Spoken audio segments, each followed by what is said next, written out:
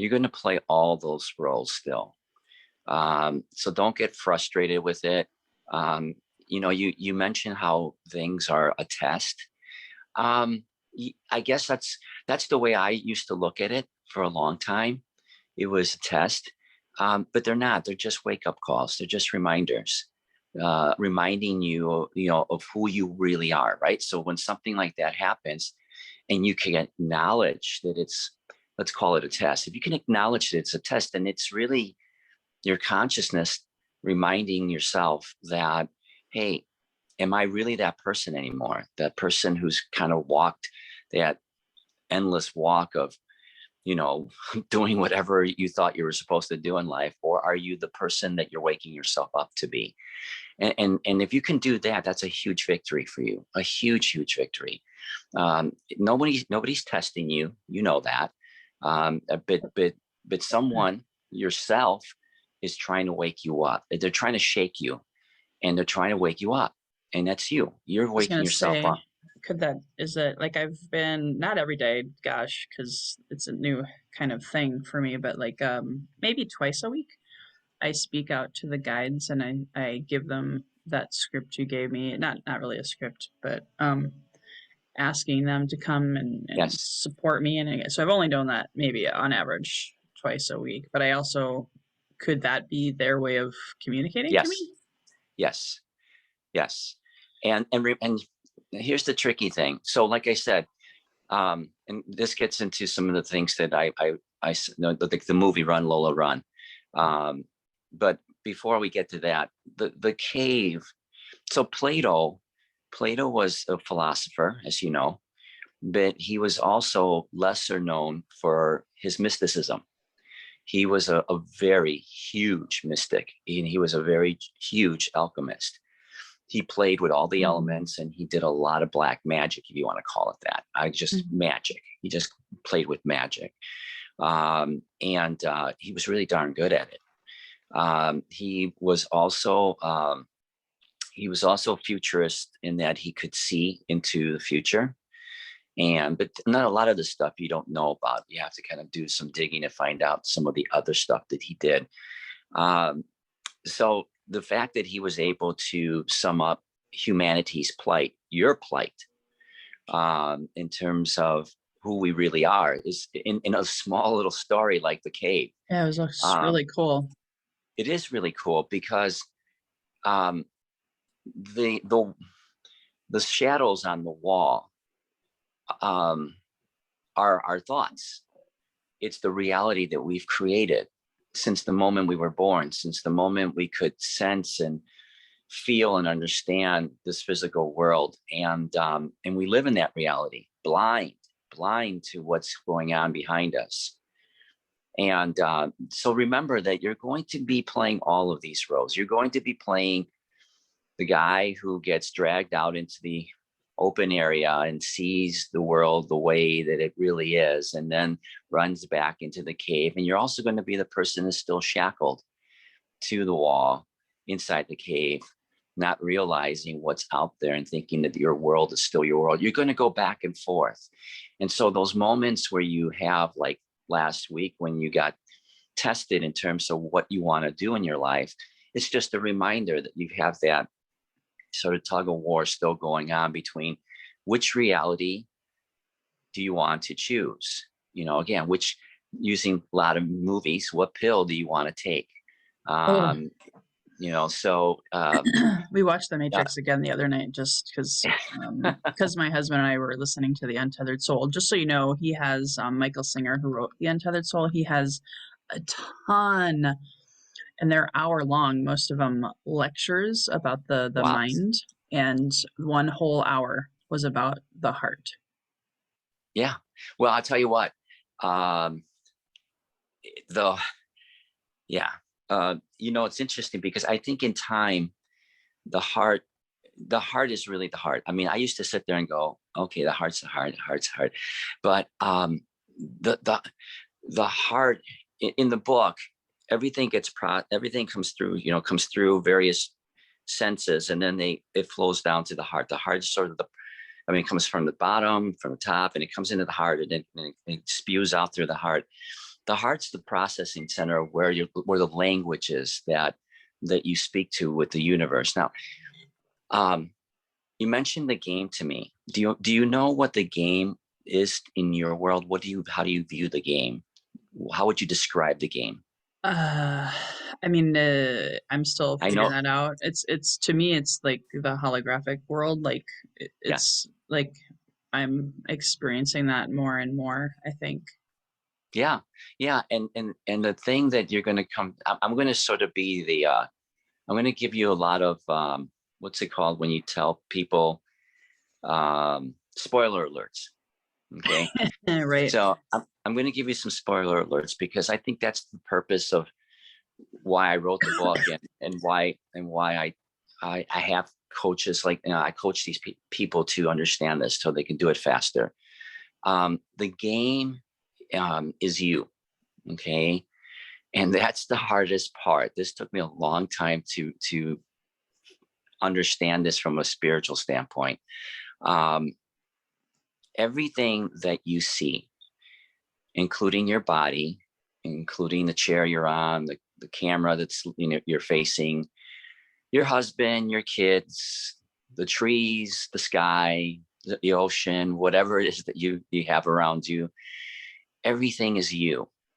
The And mirror. You're saying it's the mirror thing that we chatted about the other night. Yeah. it's the mirror, but the mirror is you, which is the hard part to understand. So here's the thing that and this just gets back to why you're both the guy that gets dragged out into the sunlight, and you're also the guy that is shackled um to the chains. You are do you understand that you are more than you Lois, Yeah. right? Hmm. Okay. So um in my lucid dreams when I was little, I didn't really understand the metaphor of this until much later in life. But um, you are both the physical Lois and you are this non-physical consciousness that's much greater than Lois, way greater. I mean, bigger than the universe. And you're experiencing all aspects of yourself at one time. So you think you're Lois because that's one aspect of your higher consciousness that thinks it's Lois, but it's also everything around you, including the mirror, including the game. You're Mm. literally playing this game, this dreamlike game, thinking you're Lois, but you're but you're also me, and I know that's hard to believe. You're also Bhakti. You're also your well, I want to say you're your husband, but in a different way. There are people that are here, like you and me, that are here to help. Okay, and then there are people here who are here to evolve, to graduate, to move on into a higher state of consciousness.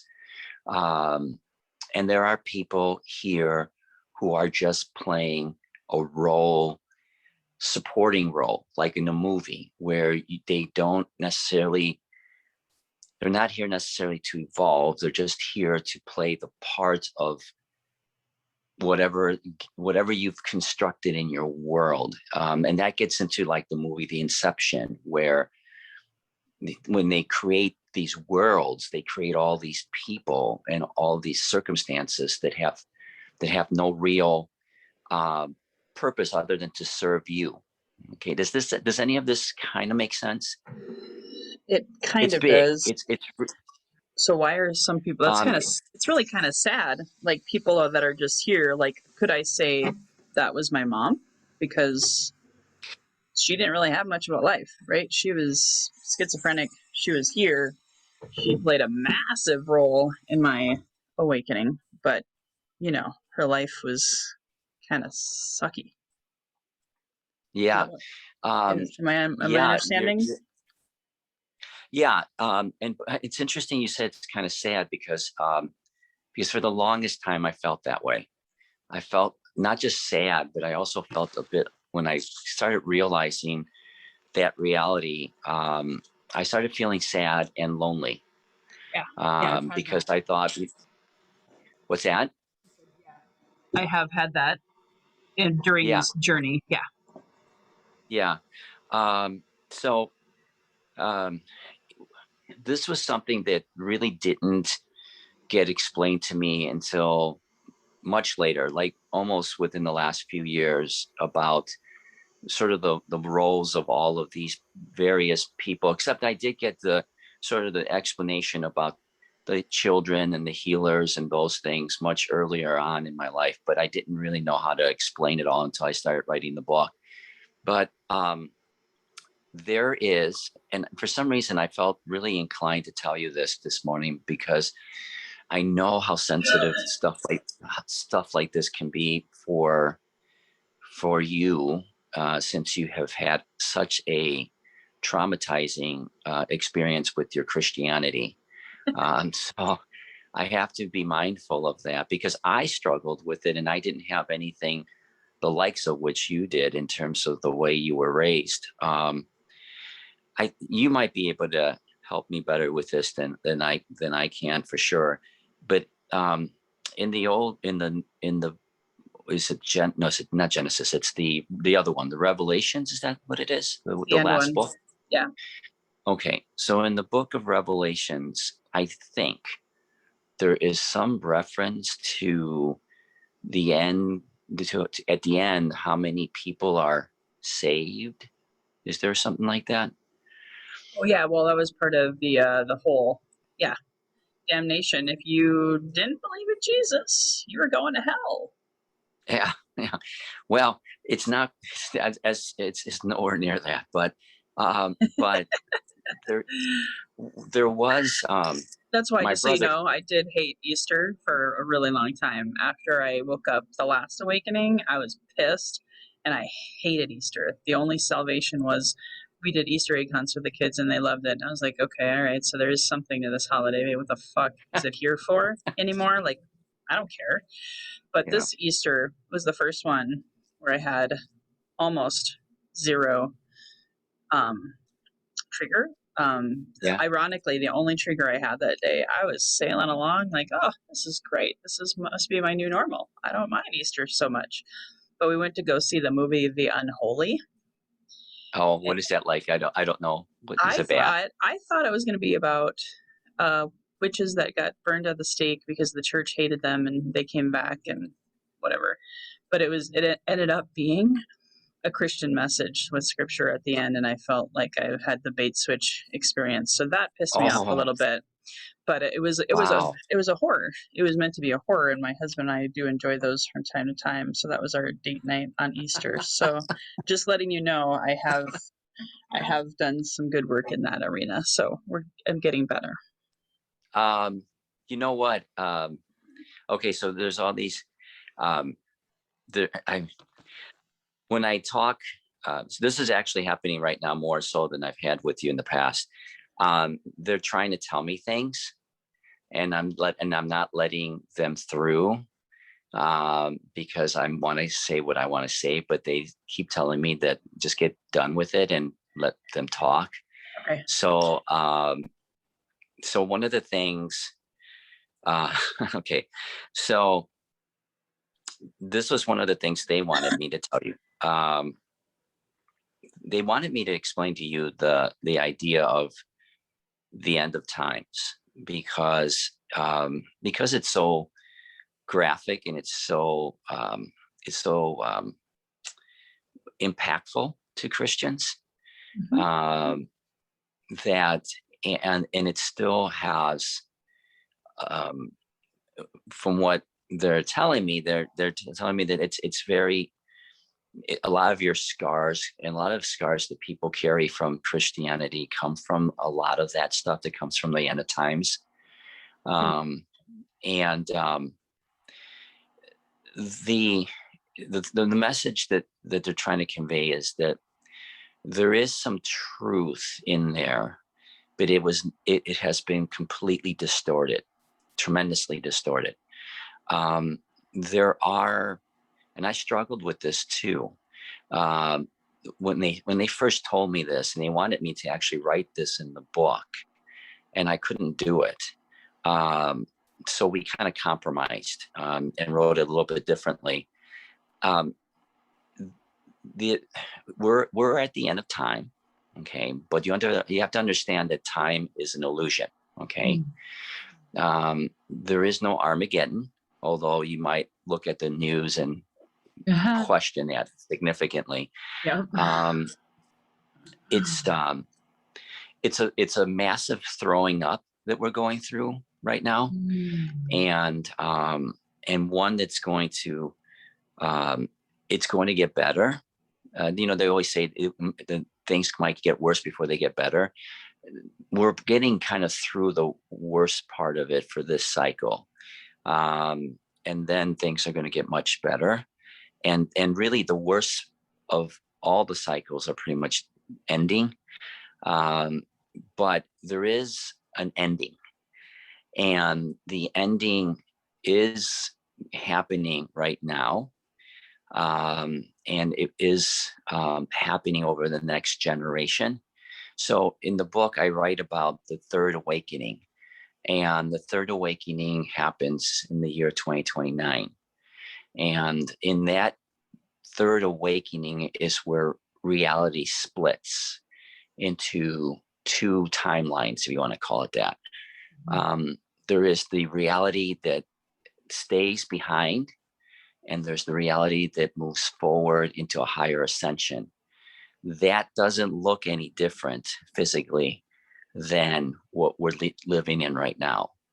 Um, it's it's a split in energy, and the people that and in those timelines, so you kind of got to look at it as a railroad track, and the track splits. But for a generation, and I didn't know what they meant by a generation, so I looked it up, and a generation is 30 years. Okay. Yep.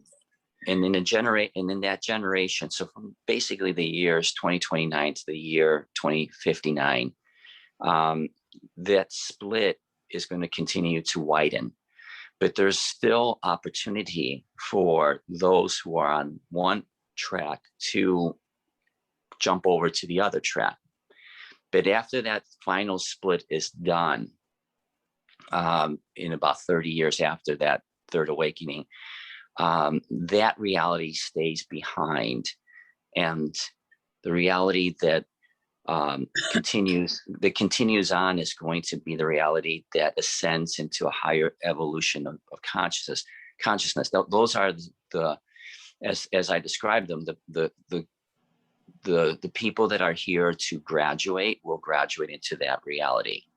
And the people that are left behind, it's not left behind. They're not left behind as a hell. There's no hell. There's no such thing as hell. Yep. They're left behind, basically to repeat the courses. They every 8 to 10,000 years, there's a recycling of a new class that comes in. This kind of gets into a lot of stuff, but there's a class that comes in every 8 to 10,000 years. And if you look at things like archaeology and history, Mm-hmm. there's a lot of correlation with the fact that there seems to be a rise and fall of civilizations every 8 to 10,000 years. Our understanding of when time began goes way beyond 10,000 years, and archaeology is now starting to uncover the rise and fall of civilizations for over 100,000 years now. And so there's a cyclical pattern to all of these spirits that come into this world to take their final exam, if you will, in order to ascend into a higher level of consciousness. And so Earth is a level of is a school, and this is something that is really actually found in a lot of ancient texts all over the place, all over the world. And the story is still the same wherever you go. This is sort of a place where you spend a lot of time reincarnating into multiple lives, and you learn, and then you learn to remember, but you really just kind of learn the experience of what it's like to be in physical form. And then at the end of that process, the graduation is this part that we're dealing with right now, which is where you don't learn to, for the sake of experiencing this physicality, you learn to experience your own awakening. So now the tug of war becomes kind of like in some of these movies. Which reality do you start to believe in? Is it the reality that's pulling you towards who you really are as a spiritual being, or is it the reality that you still think you're a physical being? And for those who can't,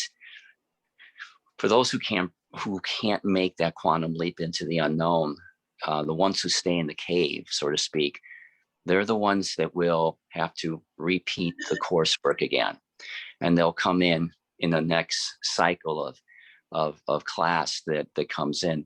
Those are Can I the ask you a ones that, question? Are those the ones that you were talking about? yes, The ones that yes, play a role, but they don't evolve? yes, they do. That's right. They play a role, because what happens with most of those is that when the next cycle of class, when the next group of class of spiritual beings come in, they evolve much faster.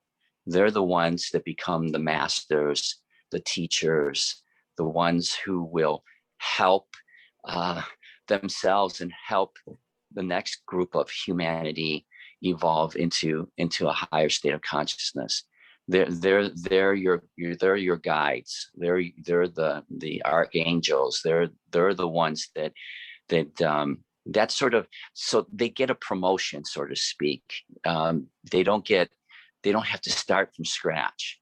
And all of this, again, all of this was just stuff that in deep meditation, I got all of this, and I've done a little bit of research with other stuff, with other cultures and stuff, and there's a lot of symmetry with it. There's a lot of connection with the star children and the star people, and the Sumerians, who were one of the first civilized cultures in our world, spoke a lot about them, and the Egyptians spoke a lot about them. And some of the tribes or cultures, I should say, in South America spoke about these beings who appeared to be godlike, but really still had a lot of physical features like us. And so there was a lot of deep connection with what we call the ETs, which are really just ourselves evolving into something bigger in call it the next generation of humanity. So the reason that I don't even know why they want me to tell you all this right now, but the idea is that there is a group of people right now that we're here to help them wake up after we wake up. We can't wake up anybody until we wake up.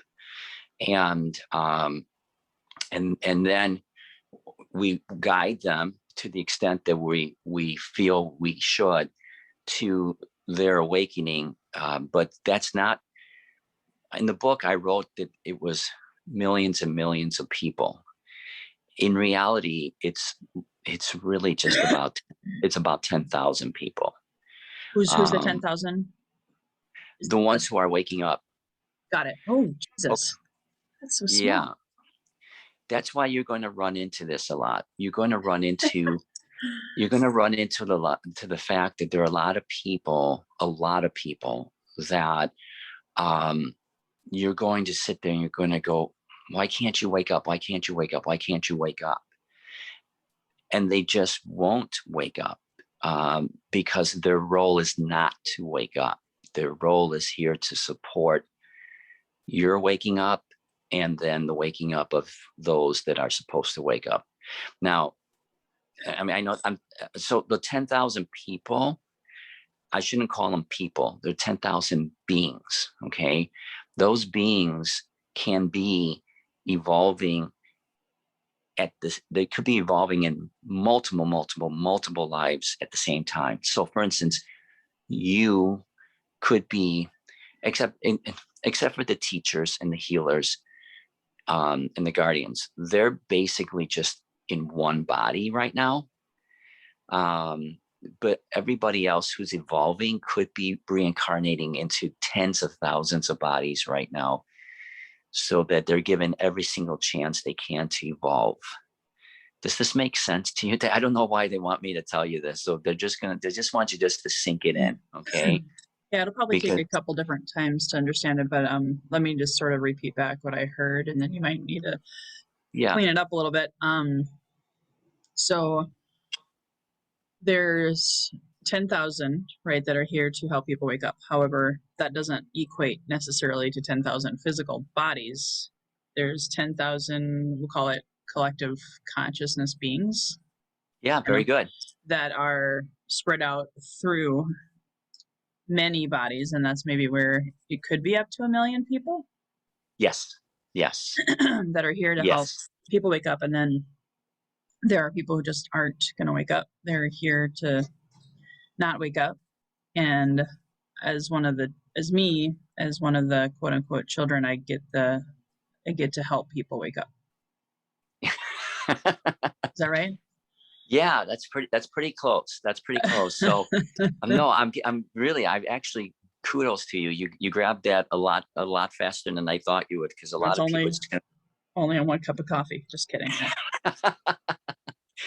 um actually, there are in total about um 10,000 spiritual beings that are here to graduate. Okay. There are even less teachers, and there are even less there are less teachers for sure. There could be equally the amount. There could be, actually, I'm being told there's a lot of healers out there, a lot of healers, but there's only there's a very small group of teachers.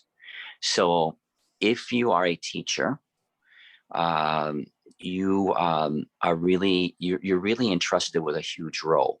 Oh wait, that's And right. I'm sorry. That's where my tired brain I wasn't equating. So I'm a teacher. are you?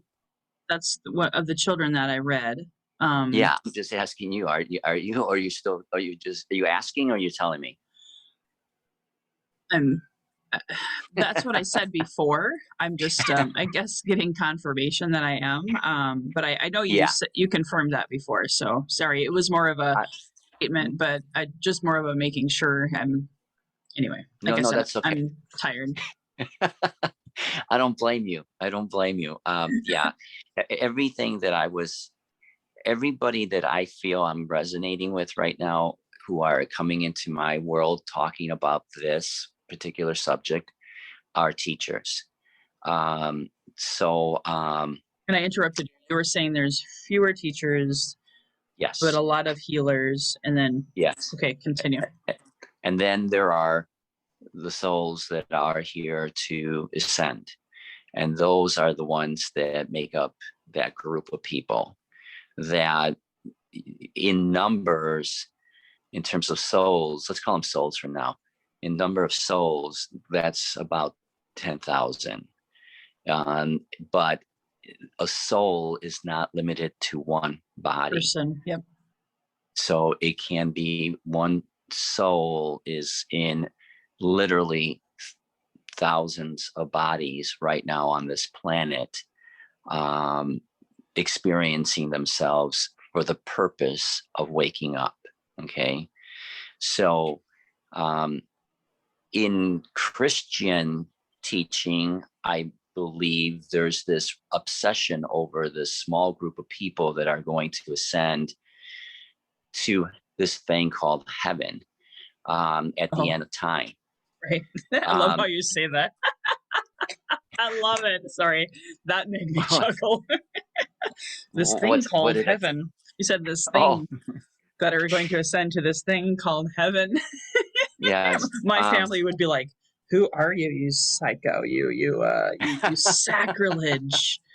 We're all going to heaven because uh, we believe in Jesus and we've been saved." And blah blah blah. Anyway, sorry that was the old Lois coming out right there.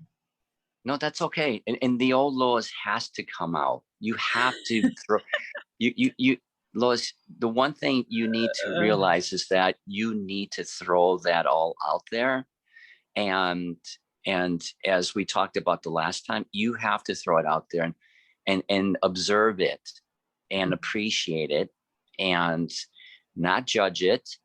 If anything, love it yeah, yeah, and then let it go. And the reason you have to do that is because every time those things come back, they're trying to remind you of who you really are, right? So I know that they seem very painful at times, and there's a lot of anger, but they're trying to wake you up to who you really are. And so you have to you know, there's a lot of gratitude in that. You know, it doesn't seem that way, but look at all the way, look at how much you had to go through, all the trials and tribulations you had to go through to wake you up. I mean, yeah. literally, you had to have a mother that was very abusive. You had to have all of these painful experiences of loss. Mhm. I mean, I mean, this is why waking up is not an easy thing, because if you didn't have all of those things, you'd still be asleep. You'd be Mm, going around just like everybody else, thinking that the world is the world and all this mm, goofiness that's happening. So imagine what all these other people have to go through yeah. in order to wake up. So they're blessings, as hard as that seems, they're blessings because they made you wake up. It's the reason why you're sitting here at 7 o'clock in the morning talking to me. Yeah. Um, so that's not always easy to do, but once you experience it that way and let it go, then man, your awakening is going to go gangbusters. It really will. Um, so let me Mhm. ask you, what did you think about the Lola movie? Oh, I got it right away, and it was cool. I think I got it anyway. The three different journeys, and it reminded me of the movie The Sliding Door with Gwyneth Paltrow. Oh, Did you ever watch? love that movie. Okay, yeah, yeah, yeah. So I was like, oh, I understand because I've seen that before, and that's kind of kind of going back to the choice I had, right, that I was agonizing over because it was like I said, that test of okay, so there's something here I'm supposed to learn and allow and trust, right? And anyway, not trying to control because in the first two rounds, Lola was trying to force the solution. She was trying to muscle through it, and it almost seemed like the universe was working against her in that experience because then either she died or Manny died. And then in the third one, when she like did her little running meditation and was like, show me a sign, give me an answer, whatever. And then she, almost got hit by a truck, but Right. then she goes to the casino, which I gathered she's not really much of a gambler, obviously, but it was like she trusted the universe. She listened to that voice within, and she went and and not only did she ended up getting the money that was needed to save Manny, it was the ripple effect. Manny Yeah. found the homeless dude that had the original money that was causing the stress, and so at the end, not only were they both alive and well, they were better off than they were at the beginning of that solution, which was maybe an hour before, even though, the movie was longer. So it really made me chuckle because I saw myself, forcing the solution, agonizing over it. And then, you know, anyway, it's not an exact comparison, but I saw how yeah, I could understand that because, like I shared with you before, I went through a lot of trauma and upheaval. I felt like I was more in that allowing space and trusting and just allowing the decisions to be made through me, not necessarily by me. And that's what I'm really starting to get back to now, slowly but surely. So that was what I got out of Boy, I tell you, you got a lot out of it. And I'm really, really happy to hear that because I'm sitting here and I'm thinking, when I first watched that movie, I just enjoyed the plot, but I didn't have a clue as to why I enjoyed it so much. And you really got a lot of meaning out of it. The purpose that I saw of that movie, at least relative to why I wanted you to see it, was because um, there you've hit some really important points. It's the subtlety of your thoughts. Okay. Mm. Um, on the one hand, you have what you were mentioning, her her pushing and pushing and pushing and forcing Mm. solutions that we Mhm. do every single day with Mm. our analytical minds. We feel we're taught that the only way that you're going to get anywhere is by working, yourself to the bone and pushing and against some sort of imaginary wall. And that's the way we live, and that's the way that we die, basically. And so the subtlety of and the power, this is the part that's really kind of, and it's really huge. It's about the fact that when she's running, and the example that I really enjoyed the most is the woman, the old lady. Oh, uh okay. Yeah, okay, so do you know the concept of entanglement? Has that word ever come across? it has, but I don't recall exactly what the depth of it. Okay, so entanglement is the fact that um, and this is actually quantum science, but it's also spirit metaphysical stuff. In entanglement, it's the belief that we're all entangled together. So whatever you do, right, affects somebody else, Mhm. and like you said, the Uh, ripple effect, the ripple yes. effect. Okay, Yes. and Yes. so Well, it's kind of like um, that mirror too, because I kind of like I see it that way also. But yeah, go ahead. no, no, no, go ahead. No, please explain. What? Tell me. Well, earlier, because when I was watching her and they were playing out what was going on based on like the universe is working through both her and Manny, and it was almost like if when she picked the first two rounds of the Yeah, mirror, if you will, Manny's experience was a mirror of hers, right? And it exactly. wasn't good. It wasn't necessary. Well, good or bad is relative, I suppose, but it ended up poorly with one of them dying. Whereas when she was, I guess, positive and really committed to allowing the universe to help flow through her and not forcing, not pushing, he, I guess, could say more or less the same. And so that's how they ended up coming in at the end, a mirror of Yes. each other and a ripple effect, butterfly effect. That's why they always say, be the change you want to see in the world. Yes, yes, yes, yes, yes. See, I give you massive kudos for this, because I didn't even pick that piece up until you just told me about how, when at the end, when she started to see things differently and experience things differently, Manny's experience also started to change too. Um, Well, and I I've didn't had even that. pick that up. Yeah, part of the Yeah. reason why is as I've worked on myself with different healers and stuff. I've had different specific ones talk about like me and my relationship with my husband or my kids. When I healed myself and allowed the purging and whatever, um, then I would see changes in my daughter, for example, or Yes. then I would see changes in my husband, and that's the reason that came into my consciousness and why I could figure that out. It's huge. It's massive, because that whole movie has to do with the power of your consciousness. Okay. So Mm.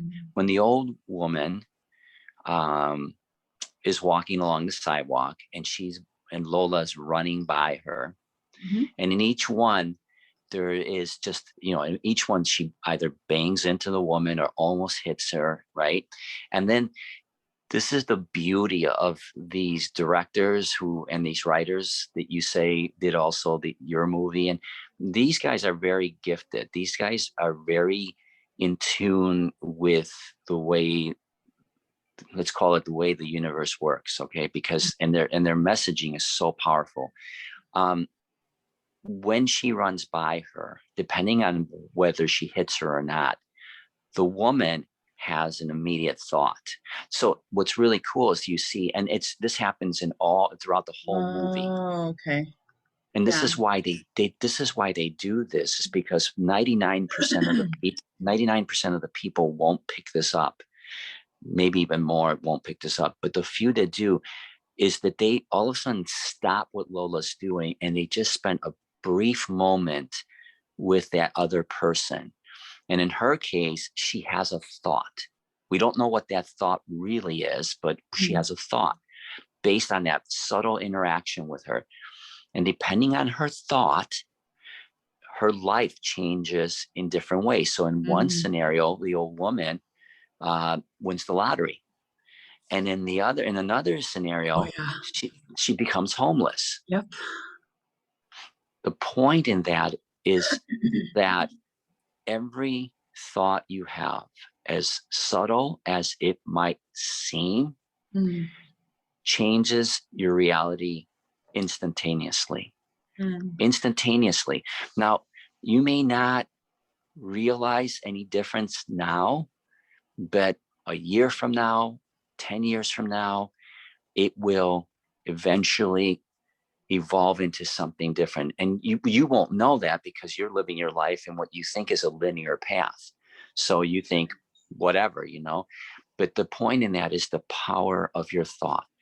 So when you're out there thinking whatever you're thinking, Lois, just be mindful of the fact that you have, to the extent that you can, you have to be aware of your thoughts and be positive about them. Mhm. When you are feeling angry or hurt or whatever, scared, doubting, all good stuff, all things that you are going to feel, just remember to try to stay and use your thoughts in a positive way, because that is the subtlety of how the holographic universe works. The very instant that you have a thought, it changes your reality in a way you can't see it, but it changes it. And the long-term implications of that, you won't know it until you reach those points. And so that was the premise behind all of those moments where she would interact with somebody, and then you would see their life in terms of that subtle interaction. What did they think? You kind of think it's the interaction that changed their lives. And in a sense it is, but it's the thought Right. that those people had Mm. that changed their lives. And they were drastic changes. They weren't just little changes. I know I Okay. saw the one lady became like a nun or something. It was hysterical. Yes. Yes. Yes. But that all and it was, but it the and the message, that message comes back again in Lola's story, where um she realizes every time they died, what happened? What was the word that they said? No, I'm not done or Exactly. stop or yeah, they They said no. They said no. And how did they say no? Did they scream it out or did they just say no? no, they just said it. No. It's like, no, I'm not done yet. Yes. The point in that was to realize that you don't have to, when you become awake enough to the point that you understand who you are, you can literally surrender to yourself in a sense that is so peaceful. If you look at the great teachers and the masters, all of them were able to change their worlds in such peaceful harmony. When you realize that you no longer have to fight to get what you need, that you simply become that which you are, they were able to do a redo just by simply surrendering to that and going, no. And the Mm. universe listened. And that's not just a metaphor, it's the way it works. But you have to really believe it. You have to believe it down to the very fiber of your soul. If you start to do that, things will change so much faster Mm. than if you think you have to fight through all of that. So when she finally realized, she started realizing that by her third or fourth incarnation, where she seriously, where she, and this is not, this is the metaphor where we all go through incarnations in order to figure this out. By her fourth incarnation, she goes to the casino and she uses all of her power. Yeah, she All screamed like that. I wasn't sure what that was about. And it was so funny. You're gonna laugh at this. So she screamed in the casino, and like our internet went out. Are you serious? So we were like, Lois, Lois, that's a metaphor. it was so funny. That was you making a point. That was you making a point to yourself that happened. So she used every ounce of her mental power to focus in on one intention and one Mm, intention only. There was mental and emotional mm, power in one focus, laser focus, and that was to stop the ball on a certain number. And that reminded me a lot of my situation with my son when he was crossing the street. I didn't know what I was doing. I just had to literally focus every ounce of my beingness on stopping him from crossing that street because he was going to die. And in doing that, everything stopped. mm, And that was exactly what happened with her. And that's to show you that we can do that. And if we harness that energy, we can do it in the physical. It's a lot harder because we have to really focus in. But mm, eventually we can get beyond that and just realize that you don't have to do that. You just have to give in, just surrender to the reality mm, that you don't have to do that. You just simply have to mm, go, no. But in the meantime, it becomes, ah. And before that, it's a lot of craziness. So there's an evolution to first, you don't know what you're going to do and you're fighting through the whole thing. Then you start realizing your own power and you start going, no, you scream it out and you're focused. And then eventually you realize, no, it's just, no, this is all a game. I can stop this whenever I want to. And the great teachers and the great masters and all of them, they all realize that when Buddha was under the Bodhi tree and realized that he was awake. He just after tens, he trained for 20 years with teachers, and then one day he just sat there and went, no, and that was it. He just said, no, I'm done. I'm done having to learn this. I am it, and that was it. And he became the Buddha. Does that make sense to you? yeah, And that's that's really how, cool. yeah, and that's how Christ did it too. I mean, Christ, um, there's a the whole thing about him being in the scene. I don't know if you know who these scenes are, but they're a very mystical group of Jewish people that lived during the same time that Christ was born. And he was in the scene, although you won't get that in the Bible. But in some of the old scriptures that've been lost and have been found again, they talk about him being a scene, and his whole journey to finally realizing his 40 days out in the desert was for him to realize that he didn't have to struggle. He just had to let go, and no. And that just doesn't seem, it seems so trivial and it seems so like no way can this work, but it does. And I'm still going through that process, and I'm still realizing now how simple it is. But the simplicity of it shouldn't be taken away from the fact that to get to that point, you got to let go of everything. That's what the book Surrender Experiment is kind of like. Yeah. You got to let go of everything. You got to let go that you're struggling. You got to let go of all that analytical thought. Mm, And that isn't easy. That isn't easy. So getting back to the heart thing, the heart is where you do start letting go. You have to start thinking from here, and then you'll start to let go. But that was the point of Lola. And it was a huge, powerful thought. I mean, it was huge, huge, huge, huge, huge, huge. Is to realize that you can let go and not struggle as much as you have. With your husband, I do want to tell you something. You probably know he just kind of friended me on Facebook. right? Oh, good.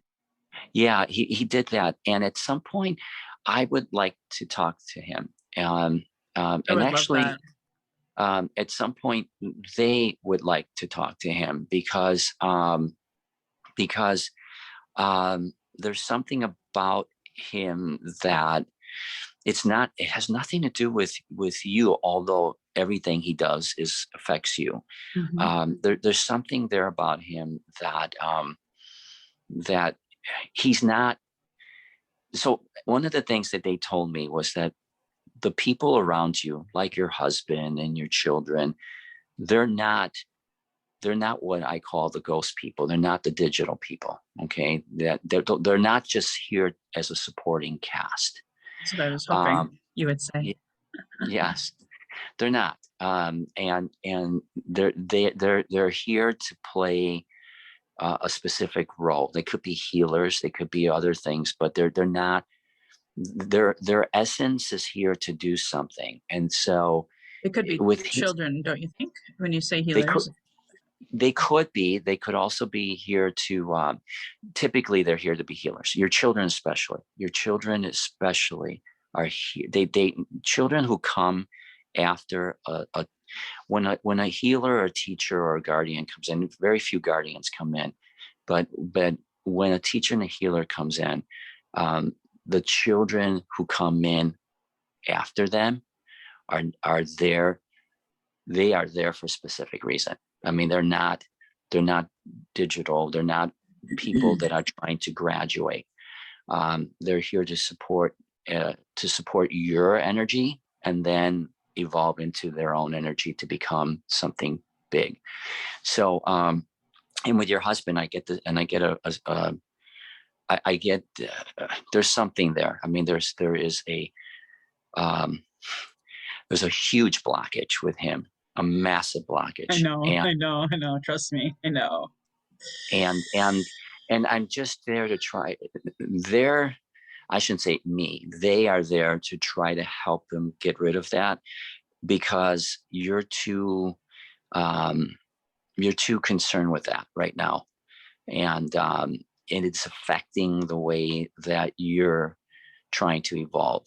Mm. And like rightfully so, because this is your family unit. You're trying to very hard to take him with you on your journey and quest, but your journey and quest is a lot different than his. Mm. Yours is much high.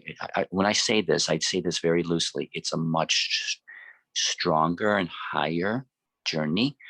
I get the sense that I'm getting is that he maybe, and I don't want to give you the wrong impression, but he may be more of a student graduating into a Mhm. higher ascension than he is here to be a healer or a teacher or a guardian. But whatever he is, um, he's weighing you down a lot, um, and um, and so whenever he wants or whenever it's appropriate, um, I, it would be good for them to talk with him, and to just listen and to when they talk through the heart.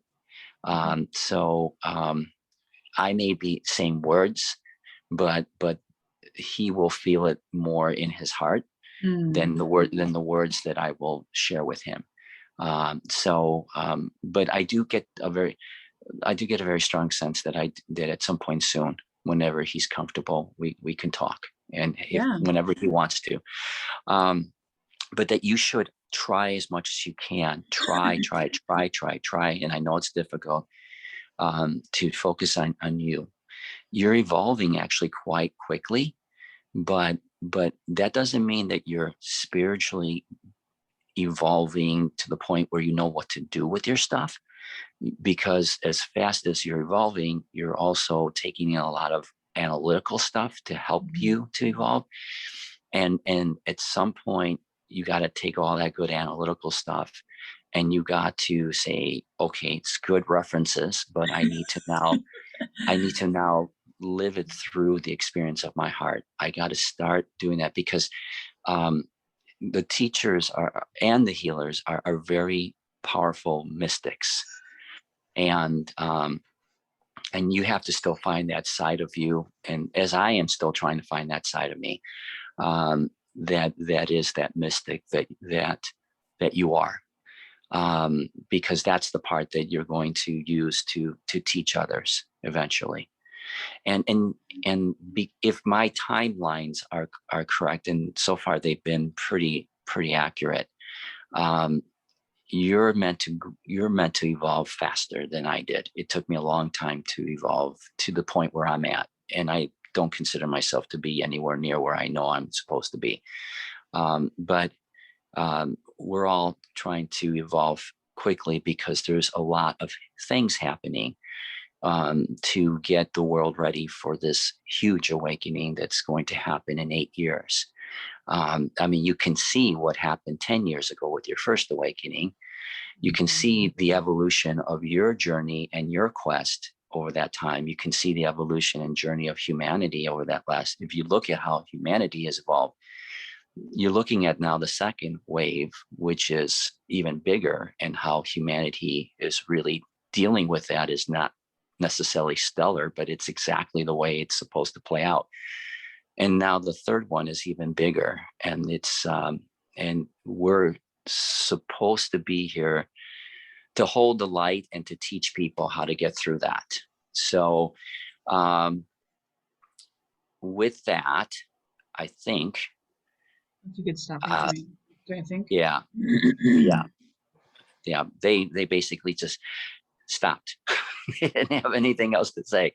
So anyway, was there anything you wanted to anything at all that comes to you?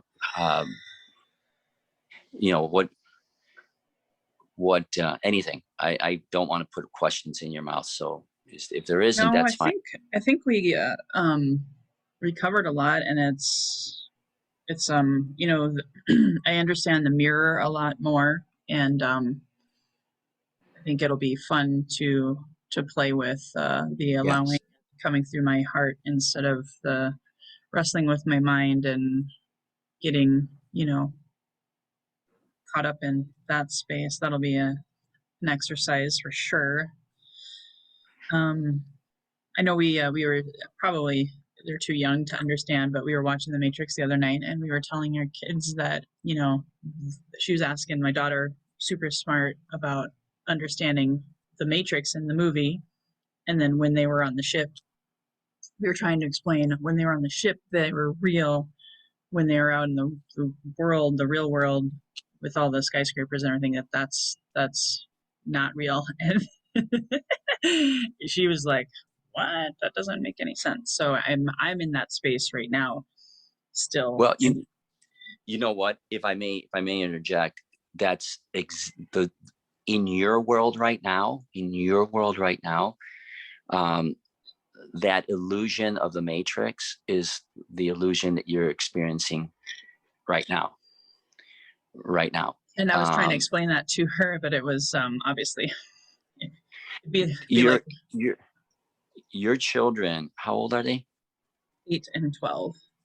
Okay, so especially the 12-year-old, you have to do everything you can to encourage her to stay awake. So, in other words, at about the age of 9 or 10, they start to fall asleep. And they start to assume that the world that they're living in is the world that they're living in.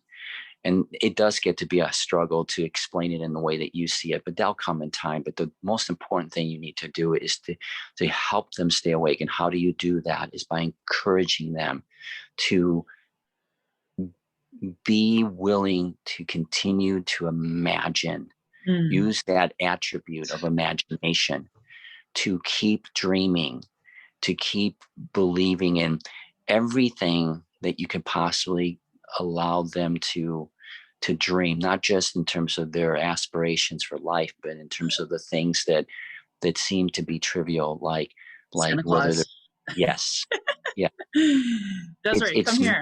Desiree, come here a second. I want you to meet someone. I hope you that's don't your mind. That's my no, daughter. no, it's okay. She's super, super cute. Come here.